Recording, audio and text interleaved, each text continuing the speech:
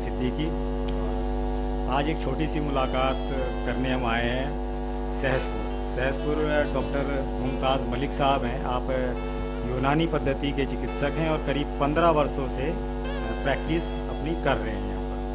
तो डॉक्टर साहब, आपने एक तो समय निकाला हमसे बातचीत के लिए, उसके लिए बहुत शुक्रिया। और दूसरा, आपके इसी से शुरुआत करते हैं कि आप इस यूनानी चिकित्सा पद्धति में आप आए कैसे, यहीं से शुरुआत करते हैं। हम थोड़ा से जानना चाहेंगे, थोड़ा आप बताएं कि कैसे शुरुआत हुई, आपने किस तरह से वो कदम बढ़ाया। बिस्मिल्लाहिर्रहमानिर्रहीम। शुरू करता हूँ अल्लाह का नाम लेकर, जो बड़ा मेहरबान निहायत रहम करने वाला है।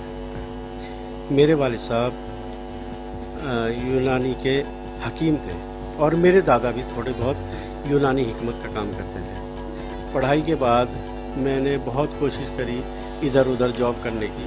मैं मलेशिया में भी रहा, सिंगापुर में भी रहा और आपका यूरोप का स्पेन में भी गया। जॉब के सिलसिले में भाग दौड़ बहुत करी, लेकिन मेरे वालिद साहब मेरे को एक यूनानी चिकित्सक बनाना चाहते थे। फिर उनके पास रह के मैंने कम से कम 15 से 20 साल उनके पास रह के हिकमत का काम सीखा। और मेरे वालिद साहब बहुत पुरानी से पुरानी बीमारियों का इलाज यूनानी पैथी से करते थे। इस करके फिर मुझे भी इस पैथी में से एक लगाव हुआ, एक मोहब्बत पैदा हुई, क्योंकि यूनानी पैथी एक आयुर्वेद के साथ जुड़ी हुई एक नेचुरल पैथी है। और इससे एक फ़ायदा ये है कि इसका आज कोई साइड इफ़ेक्ट नहीं है।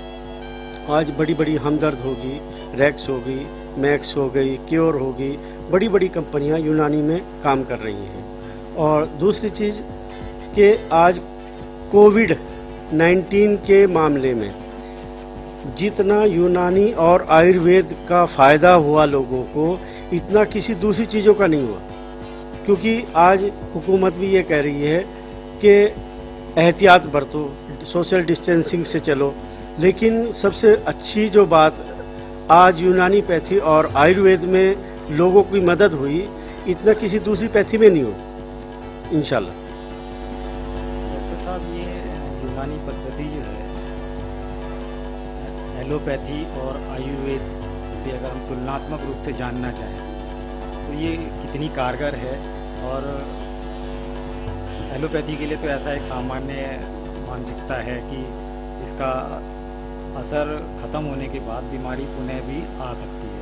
आयुर्वेद के लिए ऐसा कहा जाता है, माना जाता है कि ये थोड़ा समय लेती है और लंबे समय के बाद बीमारी को जो है जड़ से समाप्त करती है। थोड़ा सा यूनानी पद्धति के बारे में मैं जानना चाहूँगा, इसका जो है बीमारी के ऊपर असर कितना और कैसा होता है। यूनानी पैथी हर साल 9 फरवरी को दिल्ली के अंदर विज्ञान भवन में यूनानी डे मनाया जाता है। पहले कुछ और बात रही होगी कि भाई इतनी रिसर्च नहीं थी कि यूनानी पैथी देर में आराम करती है। अब नई नई रिसर्च सामने आ रही है कि जिसकी वजह से यूनानी डे में इंटरनेशनल किस्म के लोग आते हैं। मैं भी हर साल उसको अटेंड करता हूँ। तो यूनानी जो पैथी की जो दवाइयाँ हैं, अब पहले के मुकाबले अब नए रिसर्च के साथ लोगों को बहुत फ़ायदा पहुंचा रही है। जैसे टाइफाइड हो गया, डेंगू हो गया, और दूसरा जोड़ों की तकलीफ़ें होगी, खाज खुजली की परेशानी हो गई, और जो इंसान की जो ताकतवर जिस इंसान की ताकत के लिए जो दवाइयाँ इस्तेमाल होती हैं, उसमें यूनानी पैथी और आयुर्वेद दोनों चीज़ें बहुत कारगर साबित हुई हैं। मैं किसी भी पैथी का विरोध नहीं करता हूँ। हर पैथी अपने आप में काबिलियत रखती है। एलोपैथिक भी जहाँ ज़रूरत होती है वहाँ वो भी काबिल है, और आयुर्वेद की जहाँ ज़रूरत है वहाँ वो भी काबिल है, और दूसरा होम्योपैथिक जहाँ उसकी काबिलियत है वहाँ वो भी काबिल है। लेकिन यूनानी पैथी हजारों साल पुरानी पैथी है, जो आयुर्वेद के साथ मिलकर लोग आज इससे ट्रीटमेंट कर रहे हैं। मैंने देखा बहुत से लोग एलोपैथिक वाले भी आयुर्वेद का इस्तेमाल करते हैं और यूनानी पैथी का इस्तेमाल करते हैं। डॉक्टर साहब, ऐसा सुना है हमने कि आपने कई विदेश यात्राएं भी की। थोड़ा सा उसका तजुर्बा हम जानना चाहेंगे, किस संबंध में, आपके चिकित्सा व्यवसाय के संबंध में, तो उसका वो तजुर्बा कैसा?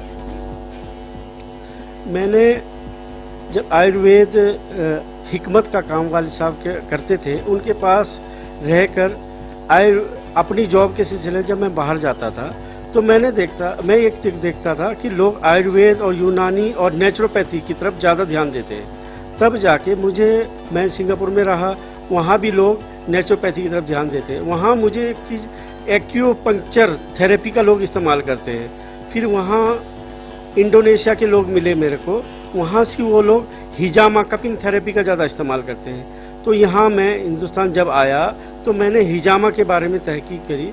तो हिजामा में हमारे उस्ताद डॉक्टर एहसान फारूकी निजामिया तिब्बिया कॉलेज हैदराबाद के बहुत बड़े हिजामा के एक्सपर्ट हैं। अब तक 7 से 8 लाख लोगों का हिजामा कर चुके हैं। और हिजामा थेरेपी एक ऐसी थेरेपी है जो इंसान के बॉडी के अंदर से, ब्लड के अंदर से टॉक्सिन निकाल देती है और इंसान की बॉडी का प्यूरीफायर कर देती है और साफ कर देती है बिल्कुल। और इंसान अपने आप को स्वस्थ महसूस करता है। जिस ब्लड को बॉडी इस्तेमाल कर चुकी होती है उस ब्लड को वो चमड़ी के नीचे जमा हो जाता है और जहाँ जहाँ उसमें टॉक्सिन होता है वहाँ प्रॉब्लम स्टार्ट हो जाती है।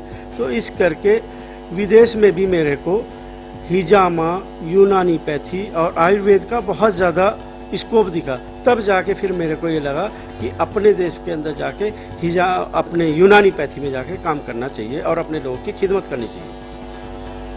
एक बात ये कही जाती है डॉक्टर साहब की prevention is better than cure, है ना। लोगों में ख़ास तौर से हमारे देश समाज की अगर हम बात करें तो अभी शिक्षा का 100% स्तर हम अभी प्राप्त नहीं कर पाए हैं और ग्रामीण क्षेत्रों में ख़ास तौर से जागरूकता का काफ़ी अभाव रहता है।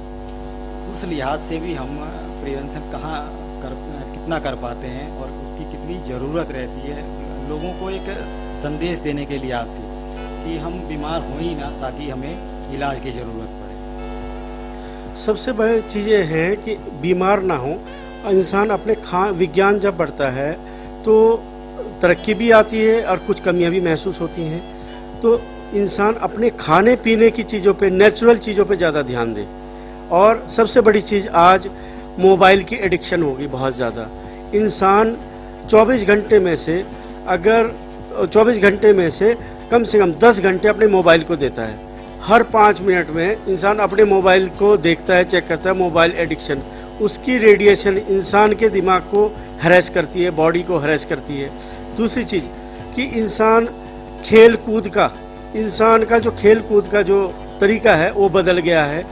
इंसान शारीरिक एक्टिविटीज़ ख़त्म हो गई है। पहले इंसान गांव में गाय भैंस पालता था और स्वस्थ रहता था, काम करता था। जी बिल्कुल, जी सब वो चीज़ें ख़त्म कर दी। मैंने आज भी घर के अंदर एक गाय एक भैंस पाली हुई है। मैं खुद उनकी सेवा करता हूँ और खुद नेचुरल घर के अंदर दूध पीता हूँ। तो इस करके बच्चे भी मेरे दूध पीते हैं, माँ बाप भी, और मैं खुद घर की सब्जियाँ और तरकारियाँ उगाई हुई मेरे घर में खुद अपने पेड़ पौधे और जड़ी बूटियाँ लगाई हुई हैं। इंशाल्लाह अगर आदमी नेचुरल तरीके से इंसान अपनी ज़िंदगी गुजारे और बाजार के जो बाहरी चीज़ें खाने से बचे तो इंसान स्वस्थ रहेगा। आदमी की इम्यूनिटी जो पावर जो बाहर की चीज़ें खाने से कमज़ोर होती है। नहीं तो इंसान का जिस्म में अगर कट लग जाता है या चोट लग जाती है तो ऊपर से तो मरहम पट्टी होती है, तो अंदर कौन उसे ठीक करता है? जिस्म की अपनी एक्टिविटीज़ होती है जो उसे ठीक करती है। तो जब इंसान का जिस्म इतना मजबूत है, हमने अपने जिस्म को बाहरी चीज़ें उसके अंदर जहर घुसा के, जैसे सब्जियों के अंदर रासायनिक तत्व जो इस्तेमाल होने लगे। आज जो भैंस दूध बना रही है, भैंस को जो घास चारा डाला रहा है उसमें भी यूरिया खाद और रासायनिकों का इस्तेमाल होता है। वो हमारे इंसान की बॉडी में आ रहा है और ऊपर से इंसान अलग अलग गंदी जो बाजारी चीज़ें जो इस्तेमाल करता है उससे बॉडी की इम्यूनिटी कमज़ोर होती है और जो बीमारियां इसी वजह से हमलावर होती है। इंसान को अपनी फिजिकल एक्टिविटीज़ बढ़ानी चाहिए जिससे इंसान स्वस्थ रहे।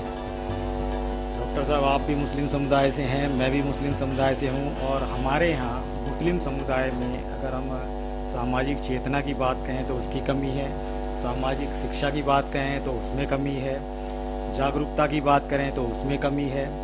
आप डॉक्टर हैं, बहुत सारे हमारे समुदाय से अभी इस साल IAS में जो है कुछ बढ़ोतरी हुई है, उसमें काफ़ी खुशी की भी बात हम कह सकते हैं कि हमारे समुदाय से लोग प्रशासनिक क्षेत्रों में जा रहे हैं। एक बात कही जाती है कि भारत में मुस्लिम समुदाय का कोई 2% योगदान भी नहीं है प्रशासनिक सेवाओं में उच्च पदों पर। तो ये एक जैसे मसला है, एक समस्या है, तो ये कैसे सुधार होगा, कैसे हमारे लोग इस तरफ कदम बढ़ाएं, इस ओर आएँ और अपनी सहभागिता दें देश के विकास में, समाज के विकास में और खुद के विकास में। इसके लिए हमें 1400 साल पीछे जाना पड़ेगा। हमारे नबी आका नबी सल्लल्लाहु अलैहि वसल्लम ने एक बात कही, इकरा बिस्मी रब्बी कल्लाजी खलक।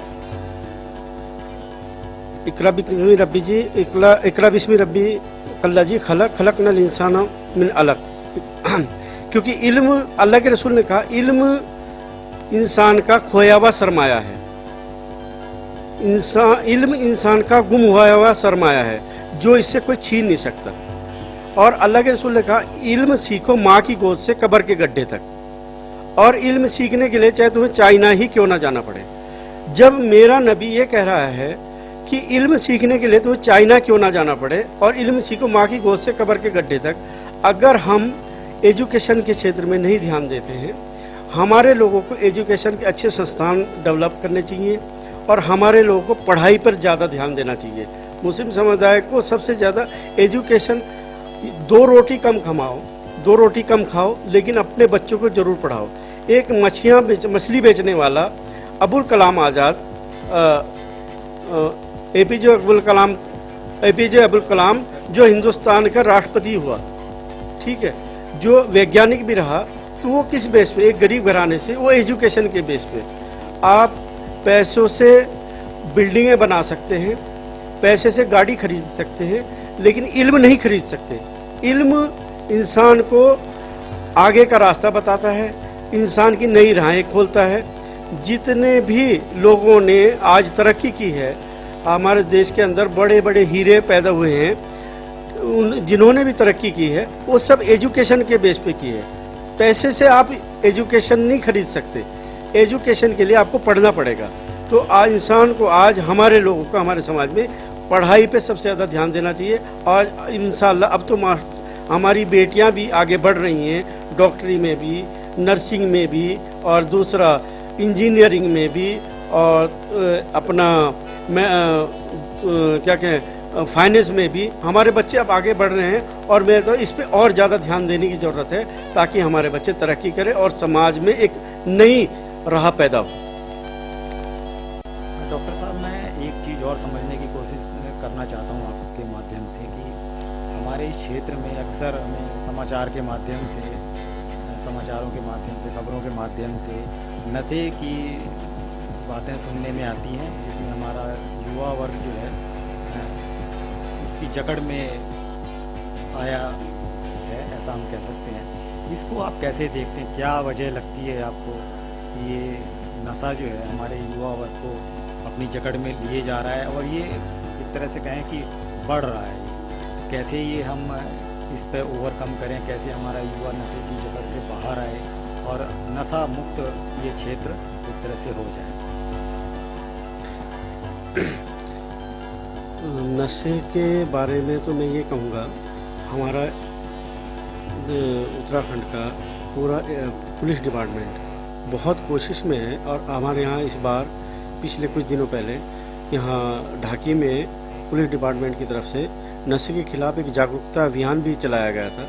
और हम टाइम पे हमारे जो समाज के बुद्धिजीवी लोग हैं, जैसे हमारे मौलाना अब्बास साहब, जितने भी लोग हैं, इस बारे में रैलियां भी करते रहते हैं और जागरूकता गांव में अभियान भी चलाते रहते हैं।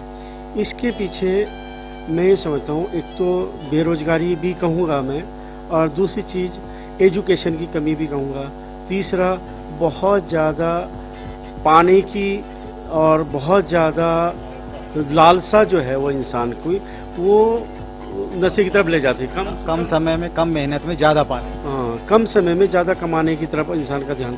और इस पे सोशल जो काम करने वाली जो तंजीमें हैं, एनजीओज़ हैं, उनको भी काम करने की ज़रूरत है। और हमारे जो अपने बुद्धिजीवी समाज के ग्राम प्रधान हो गए, बीडीसी हो गए, जिला पंचायत हो गए, उन्हें टाइम पे, भाई वो 5 साल में वोट लेने के लिए तो आते हैं वो लोग, लेकिन कम से कम इस बारे में, एक नशे के बारे में भी समाज के अंदर एक जागरूकता अभियान चलाना चाहिए और इस पे सख्त, क्योंकि हर क्राइम के पीछे कहीं ना कहीं नशे का रोल जरूर होता है।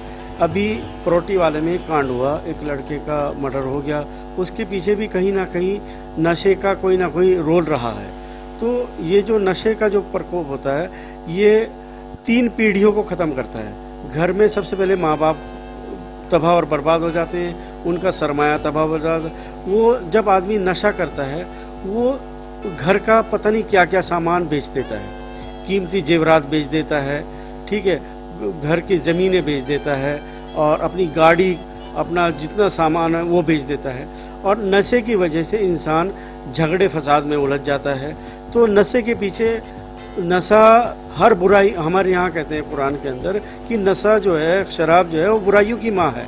और नशा जो है ना, वो हर बुराई का कारण बनता है। समाज के अंदर बदनामी फैलाना, समाज के अंदर बुरी चीज़ें फैलाना, वो नशे की वजह से होता है। इस पे बहुत ज़्यादा ध्यान देने की ज़रूरत है और जागरूकता की ज़रूरत है, एजुकेशन की ज़रूरत है। सबसे पहली बात, एजुकेशन की बहुत ज़रूरत है। और अगर हम एजुकेशन की तरफ ध्यान देंगे और जागरूकता की ध्यान देंगे तो ये बुराई भी रुक जाएगी। और बाहर से जो लोग नशा बेचने वाले हैं, उनके ऊपर सख्त से सख्त कार्रवाई करने की ज़रूरत है। ये है कि हमें जागरूक भी होना है और अपने बच्चों को शिक्षा की ओर लेकर जाना है। डॉक्टर साहब, आपने समय निकाला हमसे बातचीत के लिए, आपका बहुत शुक्रिया। ये थे डॉक्टर मुमताज़ मलिक साहब और अपने सहयोगी आफ्ताब आलम के साथ तुफैल सिद्दीकी। नमस्कार।